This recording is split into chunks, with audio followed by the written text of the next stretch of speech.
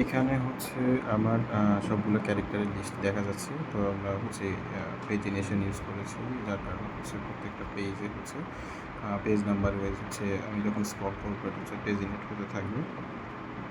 আর চাইলে হচ্ছে আমরা রিফ্রেশ করতে পারবো। ওকে, তো এখানে রিফ্রেশটা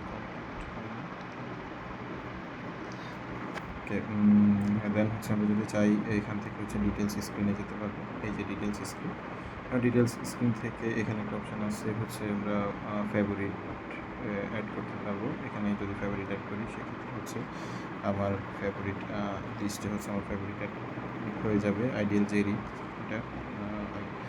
এরপর হচ্ছে আমরা চাইলে হচ্ছে ডিটেলস স্ক্রিন থেকে ক্যারেক্টার এডিট করতে পারবো। তো রিকোয়ারমেন্ট অনুযায়ী যে ফিল্ডগুলো দিয়ে হচ্ছে ক্যারেক্টার অ্যাড করা যেত আমরা হচ্ছে সেটা অ্যাড করেছি। সাপোজ আমি যদি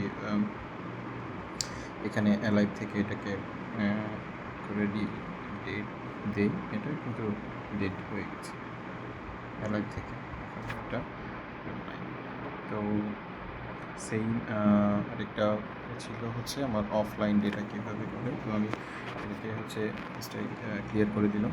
তো আমি অফলাইন নিয়ে চলে গেলাম। দেন হচ্ছে আমি যদি অ্যাপটা ওপেন করি সেক্ষেত্রে দেখা যাবে যে আমার ক্যাশ ডেটাগুলো হচ্ছে হয়ে গেছে। এগুলো সব কিন্তু হচ্ছে আমার ক্যাশ ডেটা, যেগুলো আমি হচ্ছে আগে স্ক্রল করেছি। এটা কিন্তু ইন্টারনেট ছাড়া দেখা যাচ্ছে। তো এটা হচ্ছে যেহেতু ইন্টারনেট নাই, আমার পরের ডেটাগুলো হচ্ছে লোড নিতে পারছে না। এটাই হচ্ছে আমাদের ফুল অ্যাপ আর হচ্ছে অ্যাপের রিকোয়ারমেন্ট অনুযায়ী করা হয়েছে। ধন্যবাদ।